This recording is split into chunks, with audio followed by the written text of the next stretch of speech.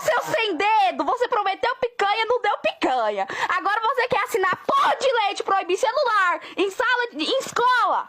No recreio, Luiz Inácio! No recreio, Luiz Inácio! Você quer que eu fale com a minha tia por telepatia? Eu não tô te entendendo. Meu querido, eu não socializo, eu sou antissocial, não tenho amigo, todo mundo me odeia. E aí, meu querido, eu vou fazer o quê? Eu vou ter que imprimir o papel da música pra mim, botar a música, o papel dentro do ouvido pra mim ver se eu dou conta de ouvir o trem por telepatia?